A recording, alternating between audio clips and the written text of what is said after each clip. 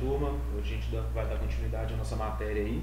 Antes da gente passar para a próxima parte, vamos fazer só uma revisãozinha aí do que foi falado, até para a gente dar uma relembrada aí e fixar melhor a matéria. Vocês lembram dessa imagem aí, onde a gente caracterizou os tipos de substâncias puras que a gente tem. A gente vai ter os átomos se ligando, formando as moléculas. Essas moléculas vão formar substâncias que podem ser puras e simples, quando são formadas pelo mesmo elemento químico, e a gente tem as substâncias puras compostas formadas por moléculas diferentes. Quando a gente fala de substância química, o que é uma substância química? É uma porção de matéria que tem propriedades bem definidas e que lhes são características. Você lembra das propriedades que a gente falou, as gerais, as específicas? No caso das específicas, cada tipo de substância vai ter as suas propriedades, a sua cor, a sua densidade, a sua dureza, o seu odor, o seu sabor, tudo isso aí. Então isso vai ser diferenciado para cada tipo de substância química, independente se ela é simples ou se ela é composta. Então, como a gente já falou aí, é um material formado por moléculas quimicamente iguais. Se essas moléculas quimicamente iguais tiverem apenas um elemento químico, substância pura simples, mesmo tipo de átomo, tá? Aqui embaixo. E no caso, como a gente já falou, as substâncias puras, ela vai ser formada pela combinação de átomos de um único elemento químico, como por exemplo o hidrogênio atmosférico, que é o H2, no caso aqui o ozônio, que é o O3, está desenhado aqui, mostrando dois átomos iguais, 3 átomos iguais aqui. Aqui outro exemplo, H2, 2 átomos iguais, o oxigênio atmosférico, 2 átomos de oxigênio iguais, e no caso aqui do gás ozônio, que também é feito pelo oxigênio, a diferença é que eu tenho o quê? 3 átomos de oxigênio aqui. Então eu tenho 3 tipos de substâncias puras simples, tá? Diferenciando aí a composta, ela vai ser formada pela combinação de átomos de 2 ou mais elementos químicos diferentes. Exemplo aqui, a gente tem a água, que é o oxigênio, esse átomozão maior aqui, e esses 2 menorzinhos que são o hidrogênio, que também está aqui, ligado a um átomo de cloro, tá? Formando o ácido clorídrico. Então, como eu falei, os elementos químicos, eles podem se ligar de forma diferente para formar substâncias diferentes. Nesse caso, a gente tem o hidrogênio aqui formado na água. Nesse caso aqui, a gente tem o hidrogênio aqui formando o ácido clorídrico ligado no cloro. Aqui o exemplo aqui, H2O, de novo.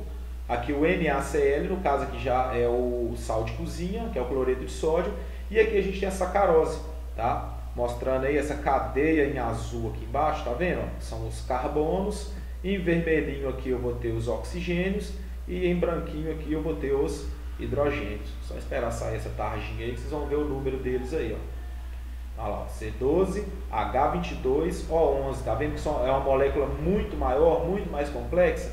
E existem outras muito mais complexas ainda. Então, se vocês contarem aí, vão ter 12 bolinhas azuis, vão ter 11 vermelhas e vai ter 22 bolinhas brancas. Talvez as brancas não apareçam todas aí, mas aí tá mostrando como que é formada aí de elementos químicos diferentes.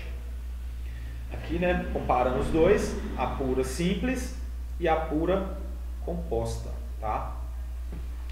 E para terminar aqui, a gente vai falar das misturas de novo, as homogêneas e as heterogêneas, tá? Quando a gente fala de mistura, ela é formada por 2 substâncias ou mais, independente se ela é uma substância pura simples ou se ela é uma substância pura composta.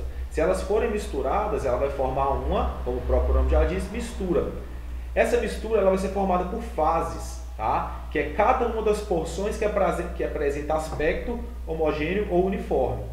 Tá? Então vou mostrar os exemplos ali de novo daqui a pouco. Numa mistura homogênea eu vou ter uma única fase, tá? Você não vai conseguir diferenciar as substâncias que formam essa mistura. Já numa substância heterogênea ela vai ter 2 ou mais fases. Eu vou conseguir diferenciar só de olhar para essas substâncias aí, tá? Olha só o exemplo aqui. Aqui eu tenho água, açúcar, no caso poderia ter sal aqui também. E aqui eu não consigo ver nada, não consigo ver nenhuma outra fase aqui, uma única fase. Então eu tenho uma mistura homogênea. Aqui eu tenho 2 exemplos aqui de mistura heterogênea. Uma bem definida, onde eu vou ter essa fase amarelinha em cima aqui, que é o óleo, e embaixo uma fase também muito bem definida, que seria essa água aqui. Aqui eu poderia ter essa mesma água com açúcar dissolvido. Então eu vou ter 2 fases, no caso a mistura heterogênea. Aqui eu não consigo diferenciar fases muito bem específicas, mas eu consigo ver o que? Esse aspecto descontínuo formado pelas bolinhas da água com gás. No refrigerante também dá para ver essas bolinhas com gás. Então isso faz com que eu tenha a diferenciação aí. Tá? Esse aspecto de descontínuo não é tão definido quanto esse exemplo, mas eu vou ter uma mistura heterogênea aí, ok? E aqui eu tenho alguns tipos de mistura, né, que a gente consegue ver aí. A maioria delas são homogêneas, igual o vinagre, que é muito comum. Ele é feito de quê? De água e ácido acético, tá? A molécula dele aqui, CH3COOH. Eu tenho o latão, né, que é formado de cobre e zinco, o bronze, que é cobre e estanho, o aço, que é ferro e carbono, o álcool, que é o etanol mais água. Tá? Então eu vou ter essas misturas aqui. Como eu já falei aqui, mistura é homogênea, heterogênea, diferencia pelas fases e pelas características dela. Né? Nas homogêneas, no caso aqui você está vendo tudo branco, né? No caso você não consegue diferenciar nenhuma fase. E aqui, ó, uma pedra de mármore, por exemplo, né? Eu vou ter esse aspecto descontínuo, eu vou ter uma partezinha mais rosada, mais cinza, mais branca, mais preta, mostrando que eu tenho substâncias diferentes formando uma mistura heterogênea aqui, ok? Outro tipo de mistura aqui, no caso o ar, ele é uma mistura homogênea. A gente olha para o ar, a gente consegue sentir ele, mas a gente não consegue ver. Né? E o ar ele é formado de quê? De oxigênio, de nitrogênio, de gases nobres, de poeira. No caso agora a gente tem vírus, né? Um vírus famoso aí que é o corona e diversos outros micro-organismos que são transmitidos pelo ar. Mas mesmo assim, quando você olha, você consegue ver uma fase só, a não ser que seja um ar poluído, cheio de fumaça, que aí você vai conseguir ver essa diferenciação. Mas o ar normalmente ele é homogêneo. Tá? E no caso aqui água e areia, você vai ter a água misturada com a areia, né? No caso você misturar mesmo, ela vai começar a misturar, mas depois de um tempo essa areia vai descer e aí eu vou ter essa diferenciação de fases aí, ok? Outro exemplo aqui, o leite. Quando você olha para ele, a olho nu ele é homogêneo, mas se você olhar microscopicamente, você vai conseguir perceber diversas gotículas de gordura nele, que vai transformar ele, né, no caso aqui, em uma substância, uma mistura heterogênea aqui. Agora, essas substâncias depois de misturadas, eu consigo separá-las? Sim, a maior parte delas eu consigo separá-las. E para a gente terminar aqui a aula, a gente vai falar um pouco sobre a separação de mistura, tá? Que, independente se ela é homogênea ou heterogênea, eu vou ter diversos processos que permitem separar esses tipos de mistura aí. Tá? Então, começando aí, a primeira pode ser, né, se eu tenho catação. Aqui no exemplo é muito comum, ó. Você vai comprar um pacote de feijão, por exemplo, costuma vir algumas pedrinhas, costuma vir milho, amendoim misturado. Então, como você separa isso? Você vai, né, abrir aquilo ali e vai catar.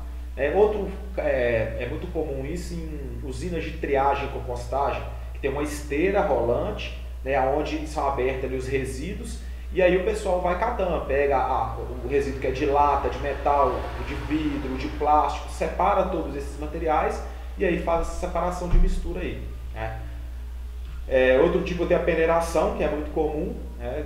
Em obra, esse aqui é uma areia mais fina, você vai, dependendo do tamanho do buraquinho ali, da trama que vai ter na peneira, eu consigo separar materiais maiores e menores aí. A levigação, né, ela acontece com a água, como se você passasse a água nesse material, tem dois materiais juntos, no caso aí no exemplo, isso é uma bateia, o pessoal que garimpava ouro, eles passavam a água e aí aquele material que é mais leve, né, o sólido mais leve, no caso a areia, vai ser levado pela água e o sólido, no caso mais pesado, né, com mais massa, que é o ouro, no caso, aí ele fica lá no fundo da bateia. Então utilizado, onde você utiliza a água para separar um sólido mais leve de um sólido mais pesado, ok? A ventilação é muito comum, aí o pessoal que tem passarinho, às vezes na hora de tirar as casquinhas do alpiste, que a gente pega, que ele sopra. Aquilo que é mais leve vai ser levado pelo ar e aquilo que é mais pesado fica aí. É um processo parecido com a levigação, só que ao invés de eu usar a água, eu vou utilizar o ar. O aspirador de pó também é um tipo de ventilação, só que ao invés de soprar, ele vai puxar. Então ele puxa tudo aquilo que é mais leve, aquela poeira, e aquilo que é mais pesado, no caso, vai ficar ali. Ok? Separação magnética, eu vou utilizar um ímã. Tudo aquilo que tem aquela propriedade que a gente falou lá de magnetismo vai ficar grudado no ímã e aquilo que não tem, né, vai ficar fora do ímã ali, então eu consigo separar. Então na imagem vocês conseguem ver aí, eu tenho uma limalha de ferro, né, o pozinho de ferro misturado com areia. Ao passar aí o ímã ele vai puxar tudo aquilo que tem essa propriedade de magnetismo, separando esses dois materiais, essas duas substâncias aí.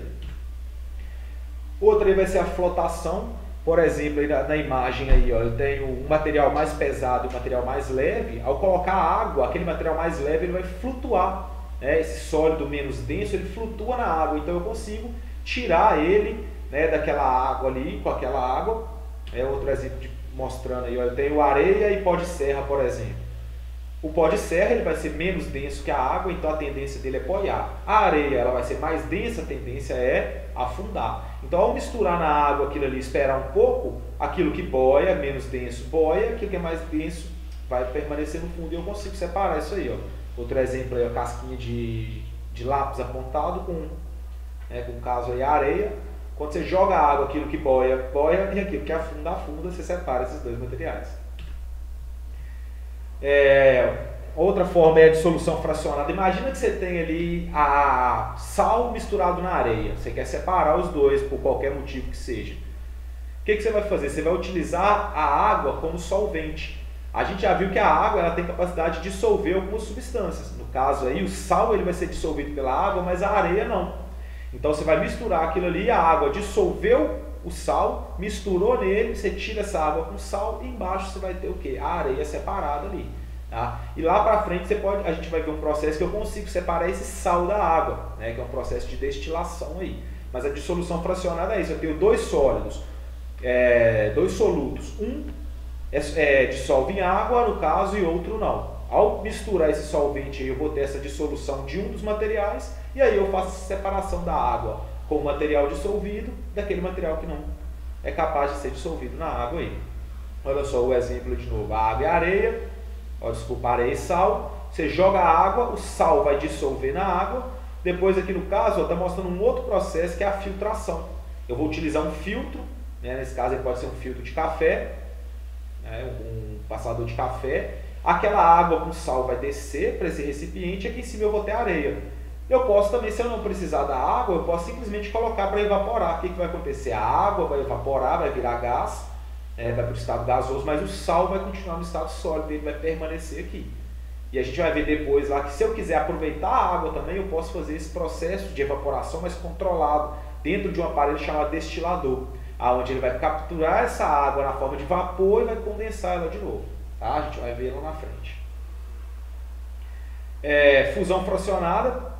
Aqui eu vou ter dois materiais de pontos de fusão diferentes. Eu vou ter os dois misturados. Eu começo a aquecer. Aquele que tem o ponto de fusão mais baixo, ele vai derreter primeiro. Assim que ele derreter, eu vou fazer o quê? Eu vou separar esses dois materiais. Aquele que está sólido daquele que está líquido. Tá? Então aí eu vou ter a fusão fracionada. Eu derreto um material que derrete com menos temperatura e o outro não vai derreter. Então com isso eu consigo separar os dois aí.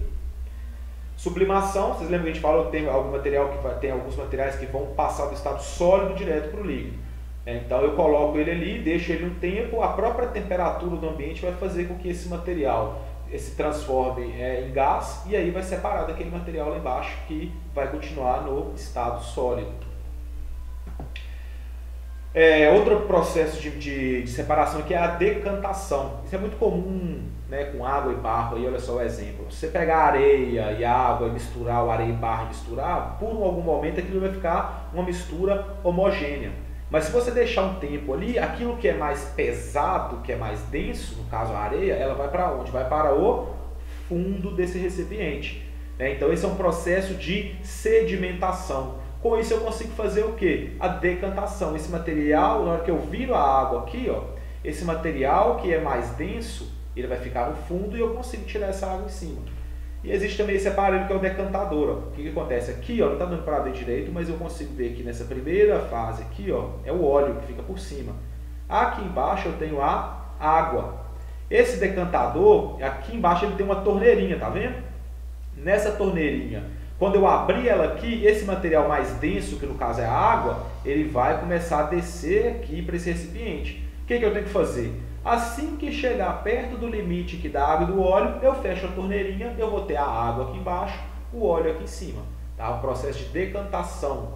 E esse aparelho aqui é um decantador, ele é muito utilizado no laboratório aí, onde a gente consegue separar esses dois materiais de densidades diferentes, onde o mais denso fica embaixo e o menos denso fica em cima. Ou eu posso virar o de cima, ou eu posso ter uma torneirinha, abrir e descer o de baixo aqui. Ok? Filtração comum, é igual eu falei o processo de café, você põe o pó de café ali e aí você joga a água, aquela água vai passar, mas o pó fica. O processo de filtração é assim. Ou aqueles saquinhos de chá também, ele funciona como um filtro. Lá dentro você tem a erva, na hora que você coloca na água, a água vai passar por ali, vai extrair aquelas substâncias que tem ali naquela planta. E aí quando você tirar, vai filtrar aquele saquinho em volta, filtra esse material aí. A filtração a vácuo nada mais é que a filtração, mas aí é como se eu tivesse uma bomba que vai sugar, que vai acelerar o processo. É o mesmo processo de filtração, mas aí ele vai ser acelerado pelo vácuo, que é como se eu tivesse uma máquina que suga. Não, uma máquina vai fazer esse processo de sugar. A centrifugação, aqui está mostrando nessa imagem, tá vendo? É um aparelho chamado centrífuga, ele é muito comum em laboratório, até também para fazer exame de sangue. Você coloca o material e isso vai girar numa velocidade muito alta, aquilo que é mais pesado vai para o fundo e aquilo que é mais leve fica em cima no potinho aí. Um exemplo comum aí é a máquina de lavar. O processo de centrifugação que ela faz é justamente isso. Ela gira com bastante velocidade, aquele bojo perfurado, né, que tem por dentro, a água vai ser, como ela gira com muita velocidade, a água vai ser jogada para fora daquilo ali. Então vai separar a água da roupa, né? E aí com isso eu vou ter um processo de centrifugação que vai diminuir a quantidade de água que vai estar na roupa aí. Então o processo de centrifugação ele vai ter uma velocidade, então aquilo vai ser jogado, um material vai ser jogado para as extremidades e o outro vai ficar mais ao centro. Processo de evaporação, como a gente viu lá na decantação fracionada, se eu pegar a água que está com sal e simplesmente deixar ela no ambiente onde ela vai evaporar, o sal vai ficar e a água vai evaporar. E eu posso ter, no caso, né, terminando aqui agora, a destilação, que nada mais é que a evaporação, mas num ambiente controlado, tá? Essa imagem que eu estou vendo aqui, que eu estou mostrando, ela tem até lá no pet de vocês. Isso aqui é um destilador. O que acontece? Nesse recipiente aqui, ó, onde eu estou mostrando, eu tenho a água ou um líquido misturado com outro material. No caso aqui eu tenho uma solução de água e sal. Quando eu colocar uma fonte de calor, isso aqui vai ter uma mudança de estado físico. Vocês lembram que a gente falaram? Toda vez que a água ganha calor ou perde, ela muda de estado. No caso, se ela está líquida e recebe calor, ela passa para o estado gasoso, né? Então ela vai evaporar, vai virar um gás. Quando chegar aqui, eu vou ter um condensador. Em volta desse tubo eu vou ter uma água mais fria que vai estar passando aqui. Então esse tubo ele é mais gelado. Então quando o vapor passa aqui, ele tinha ganhado calor aqui e agora ele perde calor. Se o vapor perde calor, como o próprio nome já diz, ele vai condensar. Então ele volta para o estado líquido. Então aqui eu vou ter o que? No final de tudo aqui eu vou ter a água e aqui eu vou ter os sais que estavam dissolvidos nela. Então é um processo bem simples. Eu vou colocar fogo aqui na água, essa água vai ferver, vai evaporar. Quando chegar aqui, ela vai condensar de novo e aí ela vira água. Como o sal não evapora nessa mesma temperatura, o sal vai ficar aqui no final de tudo. Ok? Então eu consigo separar aí o solvente, no caso a água, e o soluto, que é o sal. E essa é a destilação simples. A destilação, né, como já disse, mostrei aqui ó, vai entrar água fria, aí essa água fria vai roubar calor do vapor e vai sair aqui quente. E aí vai continuar o fluxo contínuo de água fria girando e roubando o calor do vapor aqui, que vai de novo virar água líquida e cair aqui. E para finalizar eu tenho a destilação fracionada, como eu já disse, né, como o próprio nome já diz, é fracionada, é cada fração, cada tipo de substância que eu vou ter separando aqui, ela vai ser, no caso, diferenciada pela temperatura que eu chego. Um exemplo clássico, isso acontece na destilação do petróleo, nas refinarias de petróleo. Eles extraem o petróleo, né, lá do fundo do solo. Esse petróleo bruto ele vai ter que passar por um processo de refino. O que é o processo de refino? Eles vão colocar ele numa caldeira, que está mostrando aqui, aqui à direita, né, a gente tem a foto e aqui a gente tem um esquema. O que acontece? o petróleo ele vai passar por uma fornalha e ele vai começar a aquecer. Assim que ele chegar em determinada temperatura, olha só, vou mostrar para vocês aqui no PET de vocês, ó. Só um minutinho, vai chegar. Pera aí. Não, tá mais para cima. Aqui, ó, tem até as temperaturas, ó. Então, olha só. Quando eu aqueço aqui o petróleo e ele chega aqui, né, a 350 graus mais ou menos aqui, eu vou ter o betume ou então o piche, que é utilizado para fazer recapeamento de asfalto e tudo mais. Quando ele chega na temperatura aqui de 300 a 350 graus, eu vou ter o óleo lubrificante, que é colocado no motor de carro, entre outros. A 250 a 300 graus, vou ter aqui a formação, né, a produção do combustível de navio. Aí aqui eu vou ter o óleo diesel a 220, 250. A 180, 220 eu vou ter combustível de avião. Né?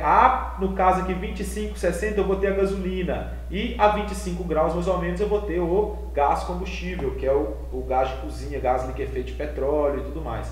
Então, de acordo com a temperatura, então eu coloquei o petróleo aqui. Assim que ele chegou a 25 graus, ele vira um gás e sobe, vem cá para cima. Aí aqui em cima eu vou extrair o que? O gás combustível. Aí o petróleo que aqueceu um pouquinho mais, se passou de 25, chegou até 60 mais ou menos, ele fica aqui em cima. Ele vai ficar menos denso, ele vai ficar lá em cima na fornalha. Aí eu chego aqui e vou extrair a gasolina. Chegou de 60 a 180, eu vou ter a nafta. E assim por diante até chegar nesse 350 graus, que seria o petróleo mais sujo, né? Que aí eles vão utilizar para fazer recapeamento de asfalto aqui. Ok? Então, pessoal, terminando aí separação de mistura, tá? Aí agora vocês vão fazer as atividades aí. Qualquer dúvida que vocês tiverem, vocês podem me procurar, podem me mandar mensagem no WhatsApp, tá? Estou à disposição de vocês. Espero que vocês tenham gostado da aula. Aí daqui uns dias tem mais aí, ok? Até mais. Tchau para vocês.